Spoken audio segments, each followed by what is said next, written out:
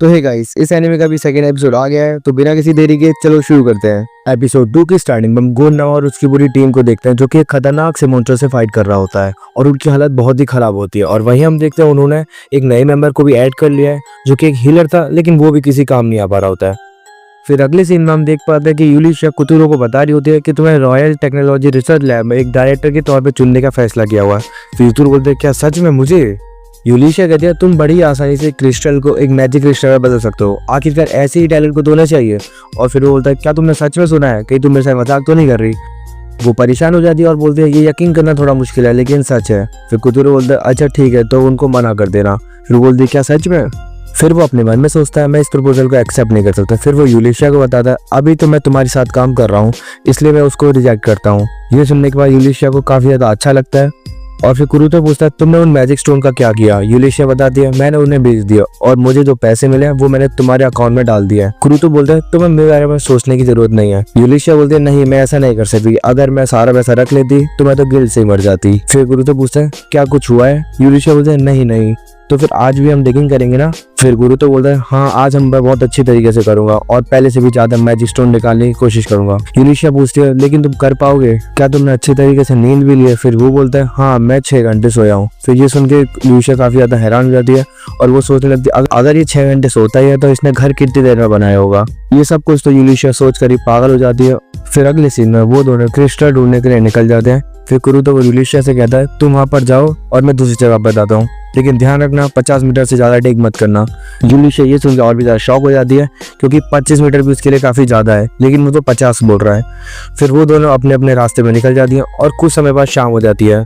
यूलिशिया को बहुत ज्यादा मेहनत करने के बाद एक गोल्डन स्टोन मिल जाता है जिसको पकड़ के वो काफी ज्यादा खुश होती है और कह रही थी इसको बेचने के बाद मुझे और भी ज्यादा अच्छे कॉइन मिल जाएंगे। और वो कुरुतो को बोल देगी इसे मैजिक स्टोन में बदलने के लिए, लेकिन वो उसे फ्री में काम नहीं करना चाहती थी। फिर वो उसकी मदद करने जा रही होती है और वो सोचती है आज शायद उसने इतने ज्यादा स्टोन कलेक्ट नहीं किए होंगे, लेकिन जब वो वहां पहुंचती है तो वहां तो उसने पूरी की पूरी केव भी खोद दी थी। और फिर वो उस केव के अंदर जा रही होती है और उसे देखिए वो काफी ज्यादा हैरान हो जाती है और वो सोचे उसने इतना एक्सेप्ट नहीं किया होता कि वो इतना ज्यादा बोल देगा। वो केव बहुत ही ज्यादा बड़ी थी। और फिर वो तभी कुरुतो कुछ रॉक्स लेके आ जाती है और बोलती है मुझे माफ करना आज मुझे कुछ ज्यादा कीमती चीजें नहीं मिल पाई हैं। और फिर कुरुतो बोलते है ये स्टोन ज्यादा वैल्यूएबल नहीं है। फिर वो बोलती है ये स्टोन तो काफी ज्यादा खूबसूरत लग रहे हैं। कुरुतो बोलता है इनको शायद मिथ्रिल बोलता है, ये मेरे गाँव में काफी ज्यादा मिलता है इसलिए हम इनको फेंक देते हैं।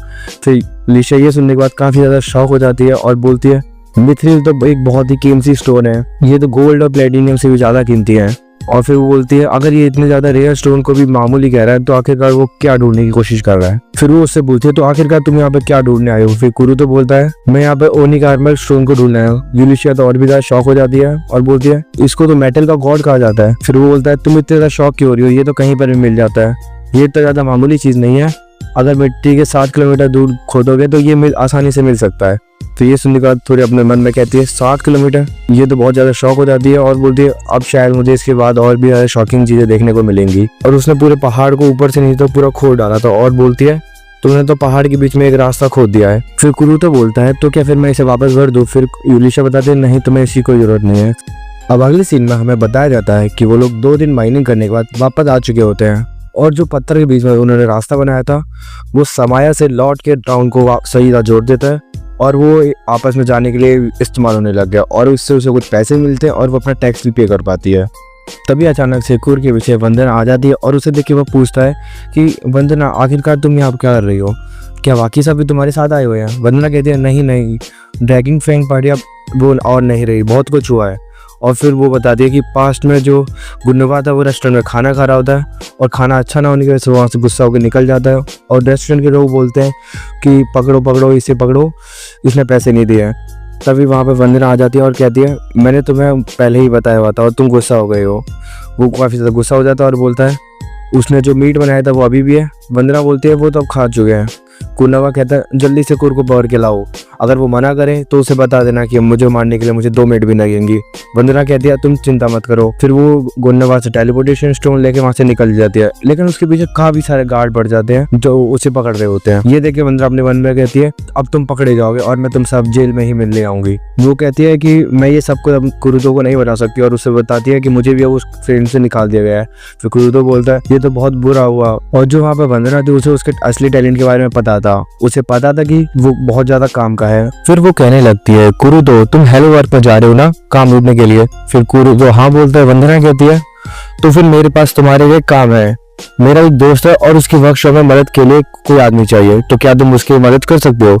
तो वो थोड़ा कंफ्यूज था और तभी वंदना बोलती है, तुम्हें तो पता ही है इस कंट्री में सिर्फ 15 एडिलियर मास्टर है जिनके पास परमिशन है और उन्हें मदद की जरूरत है, तो तुम्हें मदद तो करनी चाहिए। फिर वो अपने ऊपर डाउट करता है, तो क्या मैं ऐसा सब कुछ कर पाऊंगा? वंदना बोलती है, ऑब्वियसली तुम उनके काम आओगे, मैं तुम्हें रिकमेंडेड कर रही हूँ। फिर वंदना उसको उस जगह का मैप दे रही थी और उसे पता चलता है जो वर्कशॉप था जिन्हें एटिलियर फर्स्ट एड कहा जाता है, उनके पास एटिलियर वेपन, एटलीस्ट बुक्स, एटिलियर मेडिकल सारी फैसिलिटीज होती हैं। और कुरुतो उसके पते पे उस घर पे पहुंच जाता है और कहता है, ये तो एक वर्कशॉप नहीं लग रहा है किसी का घर है। फिर वो बैल हो जाता है, तभी अंदर से एक छोटी सी एक लड़की आती है। वो तो कहता है, तुम तो इतनी ज्यादा छोटी है और तुम एक एटिलियर मास्टर हो। फिर वो लड़की बोलती है, क्या तुम्हें एल्व्स के बारे में नहीं पता है? फिर वो बोलता है, मुझे माफ करना, क्या तुम एटिलियर मास्टर हो? मैं एटिलियर मास्टर की असिस्टेंट हूँ। फिर कुरुतो बोलता है, मुझे वंदना ने रिकमेंडेड किया। फिर वो लड़की खुश हो जाती है और उसे अंदर ले जाने लगती है। फिर वो जब अंदर आते हैं तो कुरुतो बोलता है, यहाँ तो बहुत सारा गंदगी मची हुई है। फिर लड़की बोलती है, मुझे माफ कर देना, मैं साफ सफाई में इतनी अच्छी नहीं हूँ, तो क्या तुम मेरे लिए इस किचन को साफ कर दोगे? तभी एटिलियर मास्टर आते और वो कहते हैं, मुझे माफ करना, मुझे उनके पास जाना होगा। तभी कुरुतो साफ सफाई करने के लिए रेडी हो जाता है और ठीक 30 मिनट के बाद वो पूरे किचन को साफ कर देता है। और तभी वो किसी को ढूंढ रहा होता है और ढूंढते हुए वो एक कमरे में चले जाता है, जिस कमरे में एक लड़की कपड़े उतार रही होती है। और उसको देखकर वो काफी ज्यादा शर्मा जाता है और बोलता है, मुझे माफ कर दो, मैं यहाँ पे किसी को ढूंढने आया था। वो लड़की कहती है, कोई बात नहीं, शायद से मिशेल ऑफिस संभाल रही होगी। कुरुतो कहता है, ठीक है। और तभी वो जाने वाला होता है, तभी उसके पेट में एक वो मार्क देखता है। वो लड़की कहने लगती है, ये असल में एक कर्स है, मुझे किसने दिया है। फिर कुरुतो बोला, क्या मैं इसे पास से देख सकता हूँ? फिर वो लड़की मान जाती है और कुरुतो उस मार्क को टच करने लगता है। वहीं पर अपने मन में कहता है, इस कर्स की वजह से तो शायद इस बॉडी अंदर से मरती जा रही होगी, अब शायद से इसे भूख भी नहीं लगती होगी। तभी उस लड़की को भूख लगनी शुरू हो जाती है और फिर वो एम्बैरेस फील करने लगती है। कुरुतो बोलता है, अच्छा हुआ, इसको अभी तक भूख लगना बंद नहीं हुआ। और फिर वो बोलता है, मैं तुम्हारे लिए कुछ खाना लेके आता हूँ। जिसके बाद वो सीधा नीचे किचन में चले जाता है और उस लड़की के लिए खाना बनाने लगता है। फिर हम यूलिशिया को देखते हैं जो सारे स्टोन को बेचने गई होती है और तभी बोलते हैं, इन सब का टोटल 50,000 गोल्ड कॉइन होता है। यूलिशिया फिर पूछती है, तुम्हें क्या लगता है अगर उसके बारे में किसी को पता चल गया तो उसके साथ क्या होगा? वो बोलती है, उसके ऊपर एक्सपेरिमेंट हो सकता है या फिर उसे मारा भी जा सकता है। आखिरकार वो एक बंदे के पास इतना टैलेंट कैसे हो सकता है? यूलिशिया कहती है, मैंने सुना है कि वो पहले ब्लैक ड्रैगन फ्रेम के काम करता था। तो वो शॉक हो जाती है और कहती है, तो तुम आखिरकार उस लड़की के साथ अब क्या करने वाली हो? यूलिशिया कहती है, मुझे लगता है कि मुझे मास्टर बना देना चाहिए या फिर मैं उसे अपना बॉडीगार्ड बनाऊंगी, क्योंकि ये सब कुछ सबसे ज्यादा सेफ रहेगा। तो अब बात यह है कि मैं उसे कैसे बनाऊंगी, क्योंकि उसे अपने पावर्स के बारे में पता ही नहीं है। दूसरी तरफ वो खाना बना रहा होता है, तभी वो लड़की अपने मास्टर के साथ आ जाती है और वो किचन को इतना शार्प देके पास ज्यादा खुश हो जाते हैं और तभी बताने लगता है, मैंने आपका किचन बिना बताए यूज किया, उसके लिए मुझे माफ कर देना। फिर वो बोलती है, कोई बात नहीं, लेकिन तुम अब क्या कर रहे हो? फिर बोलता है, मैं ऊपर एक लड़की है, मैं उसके लिए खाना बना रहा हूँ। और फिर ये शौक हो जाती है और बोलती है, तुम उस लड़की से मिल चुके हो? लड़का बोलता है, क्या मैंने कोई गलती कर दी? फिर वो लड़की बोलती है, फिर तुम्हें इस बात को सीक्रेट ही रखना पड़ेगा। फिर वो बोलता है, ठीक है, लेकिन क्या मैंने कुछ गलती कर दिया? और फिर ये कहती है, आज के लिए तुम्हारा इतना ही काम काफी, और फिर उसे पैसे दे देती है। तो वो कहती है, कल इसी वक्त पे आ जाना। और वो 3 सिल्वर कॉइन लेके बोलता है, क्या मैं इतना डिजर्व करता हूँ? फिर वो बोलता है, इतना मॉडिश में तो ये काफी ज्यादा कम है।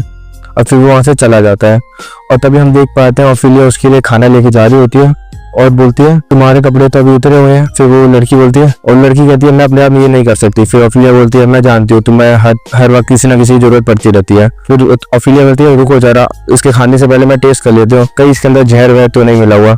फिर वो लड़की कहती है, ऐसा नहीं है, ये खाना उस लड़की ने बनाया है ना? फिर बोलता है, हाँ, लेकिन उस लड़की का तुम्हारी इतनी अच्छी दोस्ती कैसे होगी, तुम तो अभी अभी मिले हो। फिर लड़की कहती है, हाँ मैं जानती हूँ, मैं उस लड़की को देख के काफी ज्यादा अच्छा फील कर रही हूँ, और वैसे भी मैं अब मरने ही वाली हूँ, तो मैं और मरते वक्त मैं किसी को ऐसे ही विश्वास करना चाह रही हूँ। फिर वो बोलती है, अब तुम यही कहना चाहती है तो मैं इस पर ज्यादा जोर नहीं डालूंगी। और फिर जब उसे खाती है तो उसे काफी ज्यादा अजीब लगता है और फिर वो सोचने लगती है कि जरूर उस लड़की ने उसके अंदर कुछ मिलाया होगा। वो काफी ज्यादा गुस्सा हो जाती है, लेकिन तभी वो लड़की खड़ी हो जाती है और बोलती है, मास्टर क्या हुआ? फिर वो बोलती है, ओफिलिया क्या हुआ, तुम ऐसा क्यों कर रही हो? तभी हम देख पाते हैं कि वो पूरी तरीके से ठीक हो जाती है और वो बोलती है, मेरा कर्ज ठीक हो चुका है। फिर वो काफी ज्यादा हैरान हो जाती है और बोलती है, आखिरकार ऐसा कैसे हो सकता है, हमारा कर्ज तो काफी ज्यादा फेड हो गया है। तभी हम एक अनजान शख्स को देख पाते हैं, वो बोलता है, मुझे माफ करना, उन्होंने कर्ज को तोड़ दिया है, मैं उसको जल्दी से रिकर्ज करता हूँ। फिर उसका जो बॉस था वो बोलता है, इसकी कोई जरूरत नहीं है, वो वैसे ही मरने वाला है। और फिर हम वापस देख पाते हैं ऑफिलिया मिमिको के पास आती है और कहती है, मुझे तुम्हारे साथ कोई डिस्कस करना है। मिमो को कहती है कि यूलिशिया काफी ज्यादा बेवकूफ है, वो किसी को भी नहीं बताएंगे, आप उस पर ट्रस्ट कर सकती हो। अभी वो जो लड़की थी वो अपना मास्क उतार देती है और उसको देख के यूलिशिया मिमो को काफी ज्यादा शॉक हो जाती है और अपना सिर झुका के उनको नमस्ते बोलती है। फिर वो बोलती है ये कोई और नहीं बल्कि थर्ड प्रिंसेस है। और वो बोलती है मुझे पता चला था कि आप सिख हो। फिर उसके असिस्टेंट बोलती है ऐसा नहीं है, वो सिख नहीं थी बल्कि किसी ने इसके ऊपर कर्ज किया होता है। और मिमो को बोलती है मुझे लगता है कर्ज काफी ज्यादा ताकतवर था ताकि आपको इतना टाइम लग गया था ठीक करने के लिए। फिर मिमो को बोलती है चलो मैं चेक करती हूँ वो कर्ज किसी ने किया है। फिर वो प्रिंसेस थी वो बोलती है इसकी कोई जरूरत नहीं है, वो कर्ज टूट चुका है। फिर वो बोलती है ये इतना ज्यादा भी मुश्किल नहीं था, ये सब कुछ कुरुतो की वजह से हुआ है। कुरुतो का नाम सुनकर वो दोनों काफी ज्यादा हैरान हो जाती है, मान लो कि उनकी पैरों के नीचे से जमीन खिसक गई हो। तो ये वाला एपिसोड यहीं पे खत्म हो गया। अगर आपको ये वाला एपिसोड थोड़ा भी अच्छा लगा तो प्लीज लाइक करें, शेयर करें और आप मेरे चैनल को प्लीज सब्सक्राइब जरूर करना। तो चलता हूँ फिर मैं अगले नया एपिसोड लेके आऊंगा। Thank you for watching. Sayonara.